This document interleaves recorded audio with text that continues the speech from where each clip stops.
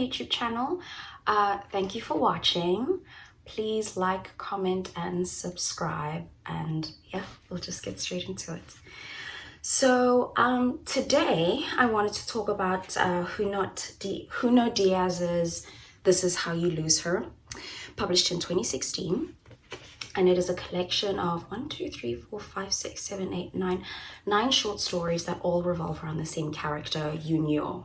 So I'll just call him Junior, but it's spelled with a Y because Junot, Junior, is of Dominican descent. Now I'll just say with Junot Diaz, when I read, I don't want to know anything about the author. I just want to read the book. I just want to get myself in the world of the book. And so before this, I had read The Brief and Wondrous Life of Oscar Wilde. And that book is also about a young boy who was born and raised in the Dominican Republic, but then moved to New Jersey. And so in this book, Junot is from the Dominican Republic, but he grows up in New Jersey. And these 12 stories sometimes touch on the immigrant experience. But the thing that really brought me to this book was, just from the title, This Is How You Lose Her, and reading the back cover summary. So let me actually read you the back cover summary because it'll better contextualize what I'm trying to say. Junot Diaz turns his remarkable talent to the haunting, impossible power of love, obsessive love, illicit love, fading love, maternal love. On a beach in the Dominican Republic, a doomed relationship flounders. In a New Jersey laundry room, a woman does her lover's washing and thinks about his wife. In Boston, a man buys his love child, his only son, a first baseball bat and love. At the heart of these stories is the irrepressible, irresistible Junot, a young hardhead whose longing for love is equaled only by his recklessness and by the extraordinary women he loves and loses. Prose that is endlessly energetic, inventive, tender, and funny, these stories lay bare the infinite longing and inevitable weakness of the human heart. They remind us that passion always triumphs over experience, and that the half-life of love is forever. So back to what I was originally saying, reading the title and reading the back, the thing that brought me to this book was my experiences in dating.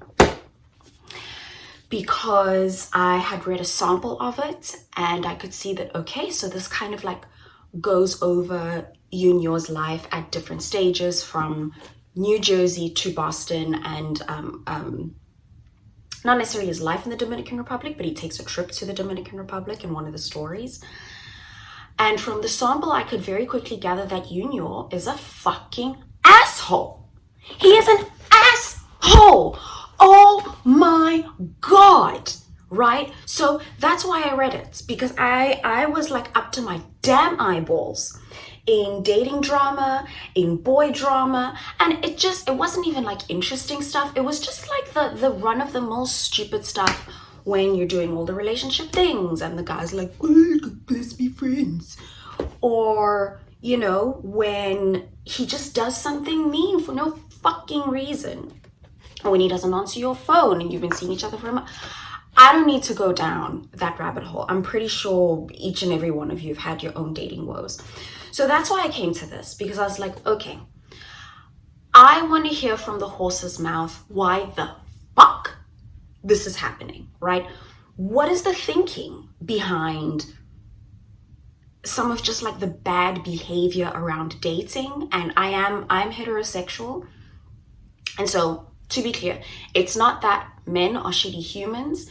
It's that when you only date one gender, it is easy to feel like that particular gender is shitty. I'm pretty sure if I dated women only, I would also have a whole different set of, annoyances. But I don't date women. I date men. And so one thing I often have to remind myself is that's why it feels like men are asses. It's because I date men and not women. And so it's easy to develop that opinion. So anyway, this is all a long way to say that that's what brought me to this book that I was like, okay, let me try and understand what is happening, what I'm dealing with, because from my perspective, it just didn't make any sense. And I think what I got from the book, oh man,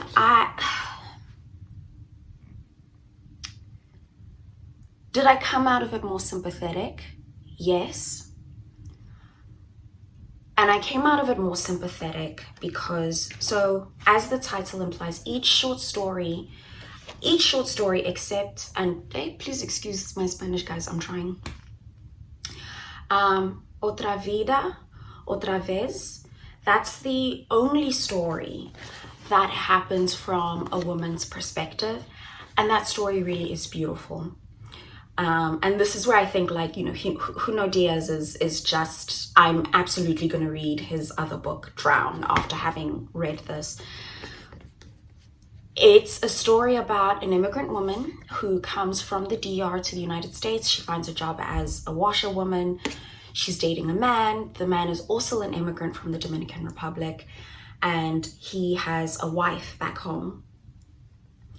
And part of what the two of them are negotiating, I think, in the story, or part of what she's kind of negotiating in the story, is that this man does have a whole different life back home, but he's here and I'm here, and I can only do with what I have, with what is in front of me.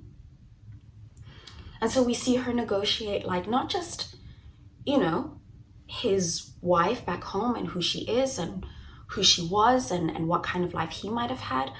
But it's this, or at least the way that I read it, is he does this interesting thing, Junot Diaz, through this woman's character,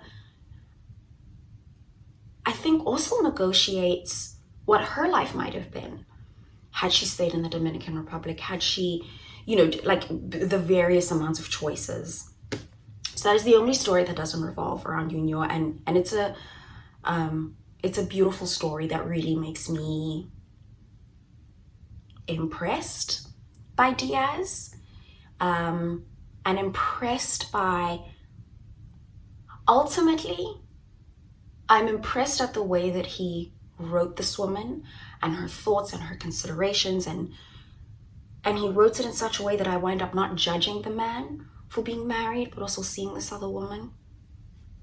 But kind of getting back to the larger story, what I'm most impressed by is how Diaz is able to, even though Junot treats these women like shit, the women are incredible. They're incredible. And he captures that. And so just on the surface level, what I love about the story is that at no point do we ever look at the women and say, okay, but why are you dealing with this? Or why are you putting up with it? Absolutely not. They are not perfect at all. And, you know, he writes about how, oh, you know, she never left home. Jesus, I don't know. Read the book and you'll find out. But just the fact that I'm so cleanly able to point to Junot and say, like, you're the piece of shit here. I think Diaz has done a beautiful job at showing how it is not the woman's fault that he acts like this, but also showing that he acts like this because it comes from a place, and we see where that place comes from, like, over, you know, each story that happens. So I've picked out like a few areas that I wanted to read out loud, to just, you know, try and explain and explore more of what it is I mean. So this passage is from the story Flaca, and this is what Junot says, which I'm sure, like, I don't know anyone who hasn't heard some bullshit like this. It wasn't supposed to get serious between us. I can't see us getting married or nothing. And you nodded your head and you said you understood. Then we fucked so we could pretend that nothing hurtful had just happened. Right, so essentially what's happening is they're seeing each other, but he's saying to her, like, oh, I don't think it's going to be serious. And that line where he says, then we fucked so that we could pretend that nothing hurtful had just happened, Junot affectively can feel that he's done something wrong here. that the way he's speaking to her is like saying something like that is really weird. So he's able to acknowledge that at an affective level, but he can't seem to say that out loud to her. And it seems like it's only after he says it's never going to get serious that he understands that what he just said was hurtful. So in that moment, the moments of empathy around Junot is like, okay. So he doesn't realize how it sounds. There's one way of how it goes in his head, and then it comes out a different way. So I think that passage kind of clarified that, like, okay, some of the shitty experiences I think I've had is because maybe literally the person on the other side literally doesn't understand how hurtful it is until after they say it. It doesn't excuse it at all. But I think what we see with Junot is like, with each story and with each mistake he makes where he winds up losing the woman, right? Because that's the real story. How does he lose these people, right? So it's clear he's not winning with this kind of behavior at all. But I think what we begin to see over the course of the book is he has to learn that what sounds fine in his head does not sound fine when you say it out loud. And it's not surprising that this happens, because when you see the relationship with his older brother, they don't talk much to each other, right? And I think there's something about, if you literally spend a lot of time talking to your siblings, that's often the ground zero of experimenting with words. What words are hurtful? What words are condescending? What words sound nice but are really mean, right? Like, this is the first place that you test out how words function.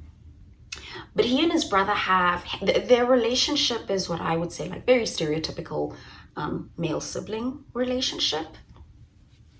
And so they don't spend a lot of time talking to each other, but they do spend a lot of time with each other, around each other, observing each other, trying to be there for each other, but they don't talk. And so it really does seem like Junot is only learning what things are hurtful through his relationships, because those are the spaces where he spends a significant amount of time like talking to someone. I think the passage that made this whole book so worth it for me, that made me feel empathetic towards Junot, is this kind of moment of like catharsis and revenge. And it's a moment where his ex finds out that he was cheating on her. And she finds this out through emails between Junot and this, the other woman. And she sends him a collection of the emails and says, for your next book, and Junot receives it. And now, this is the passage. You read the whole thing cover to cover. Yes, she put covers on it. You are surprised at what a fucking chicken shit coward you are. It kills you to admit it, but it's true. You are astounded by the depths of your mendacity. So I think for me, this passage kind of confirms the suspicion that I had before from the previous passage that I read, that Junot doesn't actually realize the depths of his hurtfulness. And the reason he doesn't realize this is because at no point do any of the women he dates treat him the way he treats them, right? Does that make sense? The women never treat him badly. And so when he treats them badly, he doesn't understand like the depths of what he's just done, because no one's ever done it to him. And this is always the paradox, I think, with vulnerability. No, actually, not even vulnerability. This is the paradox of, I'm not sure what it's a paradox of, but I guess there's one part of me that's like, okay, so I'm still angry at Junot. I'm still very angry at him, right? Why did he needed his own bad behavior reflected back at him to realize that he was acting like shit? And then where I'm empathetic is like, well, how else was he supposed to know he was acting like shit if no one had ever been like, hey, you're a piece of shit and you're not going to do that? This is not to say the women that Junot loses, this is not to say it's their responsibility to teach him how to like fucking act right. It's not. But it does tell you something about the behavior of heterosexual men in dating is because of like how long they're able to get away with bullshit. So when I finished reading this book, I was obviously like, right, fuming. It didn't actually help me understand anything or contextualize anything. Instead, it left me angry that like, how is it that he's been able to go this long with hurting people like this? And it's only years afterwards that he realizes what a chicken shit coward he's been. The only thing that made me feel better is that in the last story, he's like much older, single, alone, and this is basically a collection of all of the times that he lost amazing women. And that's kind of what I hold on to, that like, this is a story of loss. This behavior will come back to bite someone. And for that, I thank Junot Diaz. It was a good experience to try and make space inside of myself to consider like shitty male behavior in terms of relationships. And once again, I applaud how he never makes excuses for Junot, but he just tells Junot's story. And by virtue of understanding Junot's story, our feelings around him and possibly the men he reminds us of don't necessarily are not soothed. Instead, they are further, what's the word I'm looking for? I feel even more charged because it's more nuanced, because now I don't just get to hate him. Now I have this like 360 view. So definitely pick up a copy of this. I really enjoy Junot Diaz, and I've really been enjoying like the short story form. So yeah, This Is How You Lose Her by Junot Diaz. Thank you so much for listening to me yak. Please like, comment, subscribe, share it as a book recommendation, because I know I always love book recommendations, and I always love books that are like directly related to whatever's happening in my life. And I think any single woman dating right now, this is just, great. Anyway, so thank you and bye.